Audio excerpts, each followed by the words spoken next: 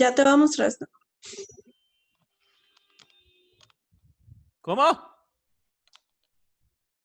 No, profe, qué pena. Es que tenía el micrófono abierto.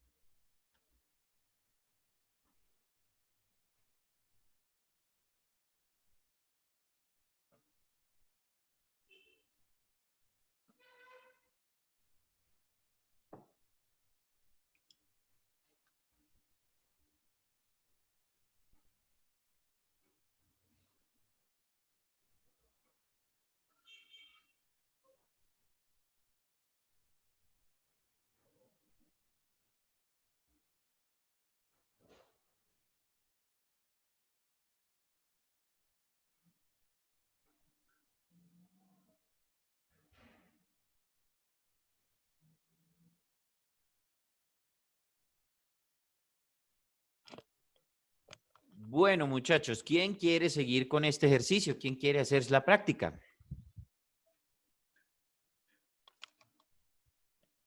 Yo, profe. Brenda, listo. Bueno, Brenda, te tocó esta columna de Juan Gómez Martínez.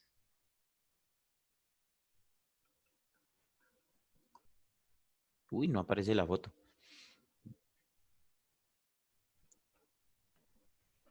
¿Lista, Brenda? Sí, señor. Ok. El Brenda, proyecto que señor. espérame un segundo. Cuando llegues aquí a la parte del sistema público, te lo voy a marcar ahí con esto. Cuando llegues ahí donde dice sistema público, porfa, para un momentico para yo bajarte el texto porque si no se nos Sí, convierte en un señor. problema, ¿vale? Listo. Ahí está igual marcado con resaltado, entonces no, para que pares ahí un momentico para poderte acomodar el texto. Te escuchamos. El proyecto que cursa en el Congreso de la República y que habilita el cambio de afiliación a los actuales regímenes de prima media, colpensiones y del sistema de pensiones privado, raíz, es popular pero muy inconveniente para el país. Atraídos por el menor número de semanas a cotizar, 1.150 versus 1.300, algunos estarán tentados a trasladarse de Colpensiones a los fondos privados. Esto será cierto para aquellos que han tenido discontinuidad en sus cotizaciones durante la vida laboral. Saben que aun si no tienen el ahorro necesario para la pensión, el Fondo de Garantía de Pensión Mínima les aseguraría una mesada de salario mínimo que posiblemente no obtendría en el sistema público. Pero se les olvida el riesgo de extralongevidad que podría enfrentarlos a no tener mesadas si viven más años del promedio y se agota prematuramente el capital. Al final de su vida se verían en un escenario de pobreza extrema. En el caso de los que pasarían a colpensiones, atraídos por unas mesadas más elevadas, deberán trabajar 3 años más para poder obtener su pensión.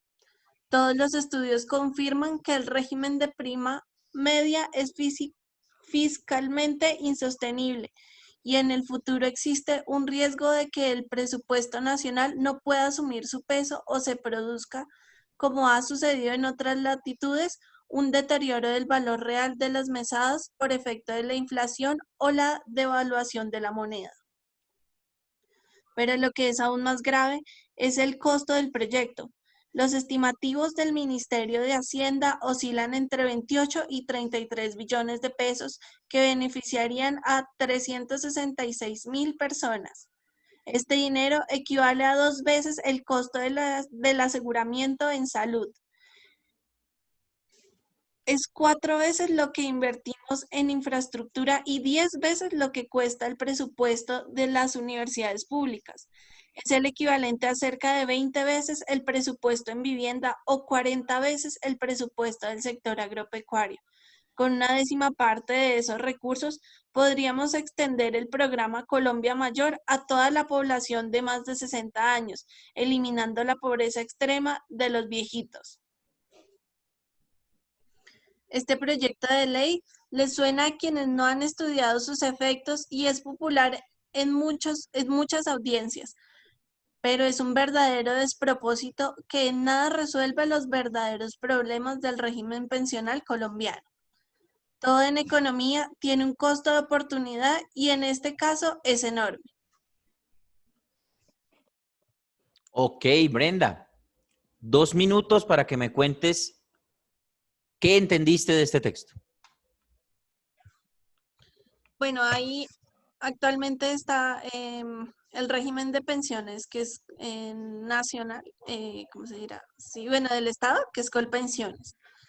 Y están planteando un nuevo proyecto de ley para, em, para beneficiar a las personas que no cumplen con la totalidad de requisitos que pide Colpensiones para que una persona pueda recibir su pago o su mesada. Eh, pues dice que tiene, pues o sea que a simple vista suena muy bueno porque, pues porque trae otros beneficios, la gente puede tener una pensión, pero el lado como oscuro que nadie analiza es que este proyecto primero le puede quitar otros beneficios a otros proyectos que hay y que podrían realizarse a su totalidad si la inversión fuera hacia los otros proyectos. Y segundo, que el proyecto tiene delimitado el pago de la pensión a las personas cierta cantidad de años, pero pues lo que no podemos prever es cuántos años más vamos a vivir después de que nos pensionemos. Entonces, que así como una persona puede, por ejemplo, si vive 5 años más después de que se pensione, puede tener toda su vida una pensión, pero si vive, ejemplo, 6 y no lo cubre sino 5, el siguiente año queda totalmente desprotegido. Eso fue lo que yo entendí. Ujú. Bueno, creo que son muy buenos argumentos. Entre otras cosas, creo que falta, me llaman preciso cuando estoy en clase.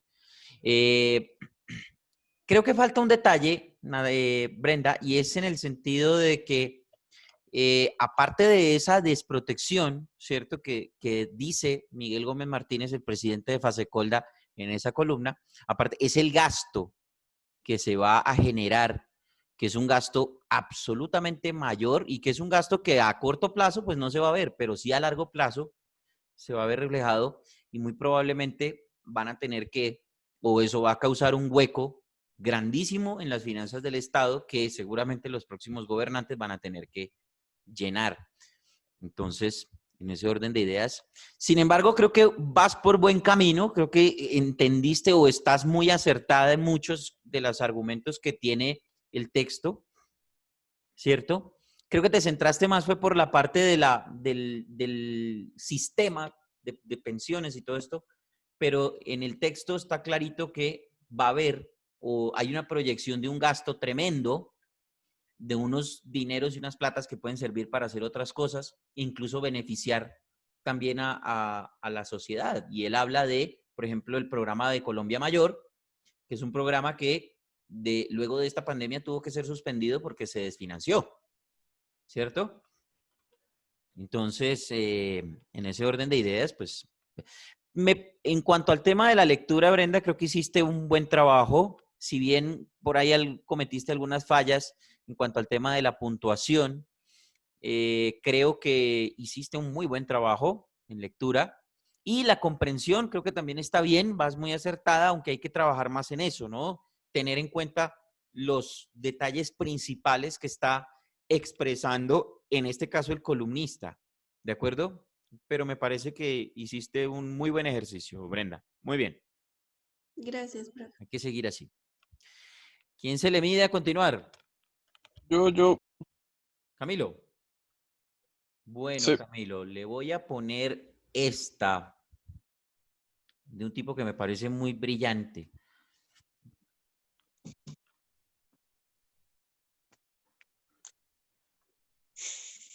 tipo que trabajó en RCN Radio y me parece un grandísimo periodista. El inconveniente proyecto de voto para militares y policías de Fernando Posada. Ok, ¿Listo, Camilo? listo. Yo le voy Leo ese primer bajando. párrafo. Ok, ¿Cómo? leo ese primer párrafo y ya después va Sí, bajando, ¿cierto? yo le voy bajando el texto y se lo voy acomodando. ¿Listo? Listo. Bueno, Camilo, lo escuchamos. Es verdaderamente peligroso e inconveniente el proyecto de ley que busca reformar la Constitución para permitir el voto de los miembros activos de las fuerzas públicas. La ventana para que los militares y policías en ejercicio participen en elecciones va en contravía del necesario proceso de profesionalización y de despolitización de las Fuerzas Armadas en una era que demanda un respeto y irrestricto hacia la institucionalidad y los derechos humanos. Ay, perdón, me pasé. Ya. Uy, es que voy a poner esto en silencio. El proyecto de ley presentado por el senador Edgar Palacio del Partido Cristiano Colombia Justa Libres busca acabar con la separación entre las Fuerzas Armadas y la política electoral que desde mediados del siglo XX tomó forma de ley, aunque no siempre se cumplió. La prohibición de la participación electoral de los miembros activos de las fuerzas públicas fue también enunciada con claridad en la Constitución del 91, el artículo 219, que los miembros de la fuerza pública no podrán ejercer la función de sufragio mientras permanezcan en servicio activo, ni intervenir en actividades o debates de partidos o movimientos políticos. Ok. La separación entre las Fuerzas Armadas y la participación política se ha buscado mantener por casi 100 años en Colombia, haciendo caso a un principio elemental y fundamental de la teoría política, que el Estado deposita en sus Fuerzas Armadas toda su capacidad de ejercer la fuerza, y éstas, a cambio, deben garantizar al Estado y a la ciudadanía absoluta obediencia al orden institucional. Cualquier posible politización de las Fuerzas Armadas representa un riesgo inmenso a esa búsqueda permanente de estabilidad y separación de poderes por parte de los estados.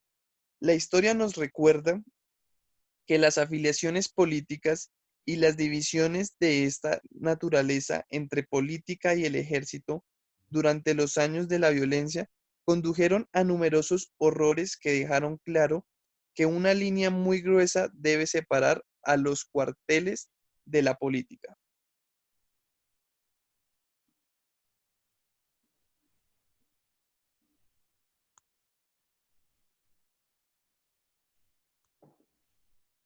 Por sobre todo porque la experiencia de varios países de la región, como Venezuela, Argentina y Chile, en los Se últimos comió el 50 párrafo años de ha demostrado. arriba.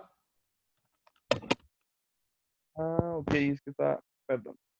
Es por eso que abrir la puerta hacia la politización y el activismo en instituciones sobre las cuales recae tanta responsabilidad frente al cumplimiento de un proyecto democrático es realmente peligroso e innecesario, porque aquí se argumenta que el eventual voto de los miembros de las fuerzas políticas será privado y libre. Se trata de instituciones en las que la obediencia abarca todos los niveles de la vida, con una autonomía individual realmente limitada, algo que de ninguna manera podrá ofrecer garantías para el voto libre de sus integrantes. Las posibilidades de que la desinformación y las presiones influyan en el voto de los miembros activos de las Fuerzas Armadas con el objetivo de convertirlas en un poderoso bloque electoral son latentes. El paso de una fuerza pública, en cambio, la profesionalización a una institución con banderas electorales pretendería un gravísimo retroceso para la estabilidad democrática del país, pero sobre todo porque la experiencia de varios países de la región, como Venezuela, Argentina y Chile, en los últimos 50 años ha dejado más que claro que la politización de las Fuerzas Armadas es un factor capaz de conducir hacia caminos de verdadera oscuridad. Todos los sectores políticos en Colombia, el único país latinoamericano que no ha sufrido una dictadura tan temible como las que se establecieron en el resto del continente. Aquí los errores los hemos vivido en tiempos de democracia. Deberían mantener como objetivo común la despolitización de la fuerza pública.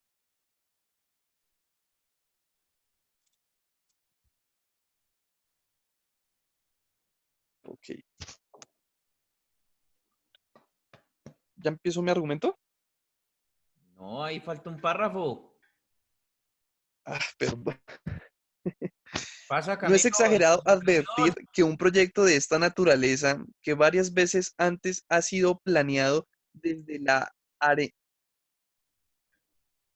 Pero sí, ahí estaba, con la explotación de la fuerza pública. No es exagerado advertir que un proyecto de esta naturaleza, que varias veces antes ha sido planeado desde la arena política, bien puede poner en peligro una de las bases principales de nuestra democracia, la concepción de las Fuerzas Armadas como instituciones obedientes a las decisiones de gobiernos civiles y a una distancia prudente de los procesos políticos. Cambiar la Constitución para permitir el voto de los miembros activos de la fuerza pública podría ser el primer paso de un proceso de politización con un destino incierto y de riesgos profundos. Listo, Camilo, 2 minutos para que me explique lo que acaba de leer.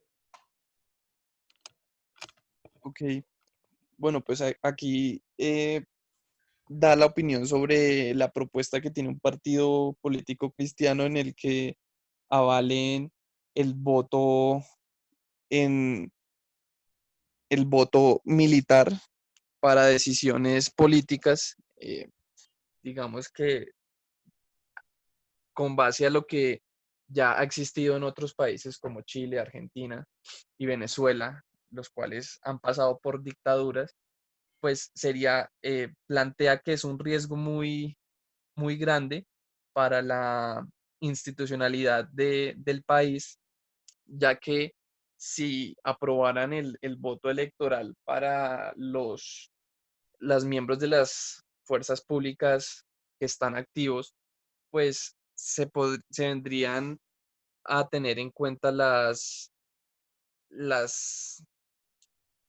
o sea, como ¿cómo se dice esto? Los favores, por decirlo así, que tendrían que tener los soldados, porque como eh, estarían obligados a que el voto no sea libre, ya que la institucionalidad estaría en juego para si aprobaran este tipo de leyes. Además que, pues, tendrían que reformar la Constitución y pues se podría decir que como está actual, pues si ya han habido errores, ya han habido problemas, pues con la aprobación de una ley como esa, pues estaría peor la cosa. Bueno, digamos que buen argumento, muy acertado a lo que dice el texto.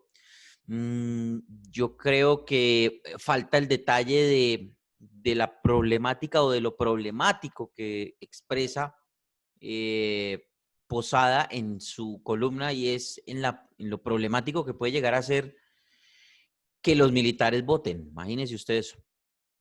Claro. Pero bien, bien, Camilo, creo que lo explicó muy bien. En la lectura se le notó muy desconcentrado en algunas partes, incluso se saltó párrafos, ¿vale? El último, por ejemplo, casi no lo lee porque, entonces vuelvo y le digo, no es que piense que ya lo leyó, porque no lo había leído. Entonces hay que estar concentrado en la lectura, Camilo. Cuando Sí, es uno que estoy está desde el leyendo. celular y entonces me tocaba hacer de Zoom. Ujú, exacto. Entonces, cuando uno está leyendo, es con la lectura. Y en cuanto al tema de expresión oral, hermano, hay que encontrar las palabras correctas para dar los argumentos con mayor fluidez, con mayor seguridad, Sí, ¿cierto? porque más adelante le van a pedir que comente una Sí. noticia, que comente una información y usted tiene que dar la noticia con mucha más fluidez. Eso es lo que vamos a practicar ahora con estos ejercicios, ¿de acuerdo? Después de lo del radioteatro que se viene para el próximo viernes, vamos a empezar a darle camino, darle rodaje a esto de la expresión oral, que ustedes tengan la posibilidad de explicar con sus propias palabras y dar argumentos sólidos sobre una información, sobre algún tema, sobre algún hecho que esté sucediendo en ese momento para ahí empezar a abrir la puerta en lo que va a ser la parte de noticias, en la parte de lectura de noticias, en la parte de comentarios editoriales y toda esta cuestión. ¿De acuerdo? Entonces, buen ejercicio, Camilo, pero hay que practicarlo un poquito más. ¿Vale? Ok. Bueno, me quedan 2 personas por hacer el ejercicio. Juan David o Diego.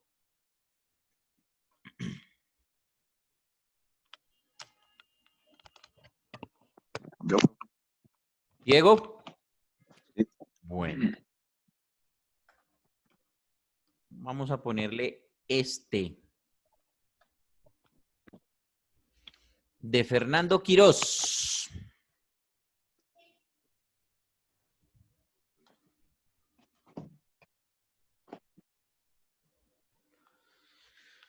¿Listo, Diego?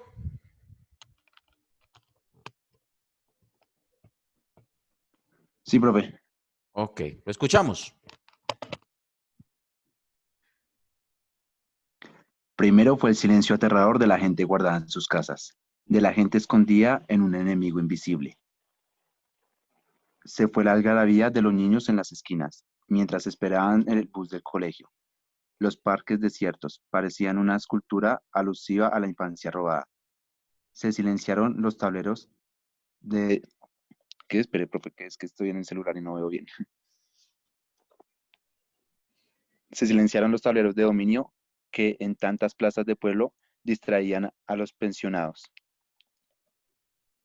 El paso de los aviones no volvió a obligarnos a hacer una pausa en las conversaciones. Dejó de sonar la música que animaba las caderas y encendía corazones. Incluso las confesiones y las propuestas que surgían de repente en los cafés dejaron de ser ese murmullo difícil de descifrar que tanto alborotaba la curiosidad de los vecinos de mesa. Y las mesas, por cierto, se fueron llenando de polvo. Qué pena, profe. Vinieron luego las voces de los que se quedaron sin sustento. Sus lamentos cruzaban puertas, cruzaban ventanas, arrugaban corazones. Detrás de ellos llegaron los músicos, y los balcones estrechos de los apartamentos se convirtieron en palcos. Las trompetas de los mariachis les daban paso a los bajos de los rockeros. En las clínicas, en la soledad decretada por los protocolos de la cuarentena, algunos pacientes solo salían del letargo, sí, letargo, cuando se encendían las alarmas de los equipos que monitoreaban su corazón. Otros entendían que el final podía estar cerca cuando los acompañaba el sonido brutal de los respiradores. No acabamos de enterrar los muertos de la pandemia, no acabamos aún, ni acabamos de volver a la normalidad, que quizá nunca vuelva a ser. No acabábamos de retomar las conversaciones suspendidas, ni a recuperar los paisajes que estuvieron ocultos tantos meses. No acabábamos de celebrar la vida cuando volvió la muerte, sin tregua, esta vez por cuenta de manos criminales. Y el silencio que luego fue lamento, que luego fue música de conciertos callejeros, que luego fue motor para llevar al aire los pulmones. Les dio pasos a los silbidos de las balas, el estruendo de las motocicletas, el golpe de los bolillos, el ruego de los torturados, el clamor de los jóvenes, al llanto del pueblo que a pesar de todo no se quiere acostumbrar a la muerte. Y el silencio que fue lamento y fue crimen, fue agonía, volvió a ser silencio. De aquellos que no podían callar, que debían señalar, que debían corregir. Silencio cómplice, silencio que indigna. Listo, Diego. 2 minutos para que explique lo leído. Profe, pues el escritor hace como o sea, no sé, lo escribí en una forma como muy dramática y en forma como de reflexión, pues de todo lo que hemos estado viviendo, que pues relaciona todo el tema de la pandemia, del virus y demás, con lo que está pasando ahorita últimamente con el problema de los policías y todo este tema, y pues que no sé, como que las personas, pues en cierta forma estamos como cansadas y nos tenemos que acostumbrar a una nueva realidad y que a pesar de que por un momento pensamos que todo iba a volver a ser como antes, pues lastimosamente surgió este nuevo problema, las Fuerzas Armadas y todo esto, bueno, los policías más que todo. Y pues nada, es básicamente eso, como que el escritor hace una, como decir, como una reflexión de todo lo que está pasando y demás. Es correcto, es correcto. Él hace un paralelo entre lo que ha sido esta época de pandemia y ahora lo que viene siendo esta época de los policías que lo agarran a pata a uno sin razón, sin ninguna Sí, señor. justificación. Simplemente, por ejemplo, como en el caso de Javier Ordóñez, sea lo que sea, porque no conocemos absolutamente nada de los antecedentes del señor Ordóñez, ni nos importa, ni de la vida de él, y mucho menos si tenía o no problemas con el policía del barrio. Eso tampoco nos interesa. Lo que se vio al final de cuentas es que el señor policía, en un procedimiento, comillas, con otro compañero lo agarraron a pata, lo agarraron a pata y casi que lo electrocutan ahí con un aparato taser. Y después se vino a comprobar que al tipo en el CAI lo golpearon hasta que le cascaron el golpe donde lo tenía que cascar y le rompieron la cabeza. Le fracturaron el cráneo. Sí, Entonces, señor. porque está ahí en los informes. No estoy diciendo absolutamente nada que no esté publicado. Entonces, en ese orden de ideas, pues creo que ahora estamos en una nueva normalidad, una nueva realidad, y es que ahora los policías nos cogen a pata a los ciudadanos, ¿vale? Que no justifica, por supuesto, para nada que los ciudadanos respondan de la manera como están respondiendo. Entonces, el, es entendible que los ciudadanos están mamados y todo, pero ¿qué necesidad hay de ir a romper un banco, por ejemplo? ¿Por qué? Si el problema es con los policías, ¿por qué romper un banco? ¿Ya? A eso es a lo que yo me refiero. Entonces, el autor, lo que usted dice es cierto, en el sentido de que el autor, de una manera muy metafórica y como muy dramática, está haciendo como esa reflexión de que estamos entrando a una nueva normalidad. En eso creo que le doy la razón y estuvo muy acertado en su exposición, en sus argumentos, Diego. En cuanto a la lectura, solamente le tengo que decir que yo creo que usted puede leer mejor, lo demostró ahorita. Creo que hizo una buena lectura en términos generales. Una que otra falla, por supuesto, porque pues desconoce el texto y es un texto que va de entrada. Pero yo creo que usted lo puede hacer mejor y metas en la cabeza que hay que leer más despacio, ¿cierto? Que seguramente si lee más despacio va a comprender mejor, ¿vale? Y que aparte de todo va a hacer comprender mejor el texto para todos nosotros, ¿de acuerdo? Entonces hay que leer despacio, tranquilo, tratar de interpretar al autor al vuelo, que fue los ejercicios que ya hemos venido haciendo anteriormente. ¿Vale, Diego? Metas eso en la cabeza y verá que va a leer mucho mejor de lo que lo está haciendo ahora, ¿de acuerdo? Vale. No quiere decir que haya hecho un mal ejercicio, por supuesto que no, al contrario. Lo que pasa es que tenemos que también de nuestra parte exigirnos un poquito más para que las cosas vayan saliendo mejor. ¿Listo? Bueno, Sí, señor. vamos a dejar hasta acá, muchachos, la clase. Por favor, bueno, me cuentan entonces el viernes cómo quedaron el grupo con los grupos con la presentación del mini radioteatro, del sketch teatral, en donde ustedes van a hacer personajes, donde van a interactuar con personajes diferentes a su personalidad, a su voz normal, ¿de acuerdo? Y el viernes entonces veremos esas presentaciones, ¿vale? Y ese día les dejaré el ejercicio para la próxima semana, para lo que va a ser este tema de expresión oral para la próxima semana, ¿vale? Así que, por favor, vámonos preparando para lo que van a ser estos ejercicios. Muchísimas gracias por la asistencia, muchachos. Cuéntenle a los que faltaron hoy o a los que no se pudieron conectar por X o Y motivo. Y nos encontramos entonces la próxima clase, que va a ser el viernes a las 8 en punto de la mañana. Bueno, mucho juicio, muchachos, que les vaya muy bien. Se cuidan. Muchas gracias. Gracias. Gracias, No, profe, profe. gracias.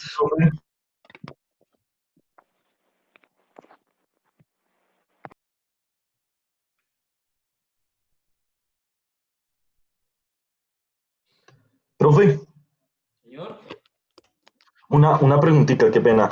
dígame. En la práctica que hicimos la vez pasada, bueno, no en la práctica no, sino en el examen que hicimos la vez pasada, ¿cuánto obtuve para...? Es que yo llevo un registro. Qué pena molestarlo, profe. No, tranquilo. No es molestia para nada. Espérame un segundo. Yo tengo ese dato aquí a la mano, creo. Sí. Bueno, si quiere le doy las notas de todos, que se me olvidó contarse. Ah, pero es que falta el ejercicio de Natalia, pero en el caso suyo, específicamente, su nota fue 3.5 en la lectura de La diestra de Dios Padre. ¿Vale? Listo, profe. Con los Listo, argumentos señor. que le di en ese momento. ¿De acuerdo? Listo, señor. Bueno. ¿Listo, Juan David? Gracias, profe. Bueno, juicioso.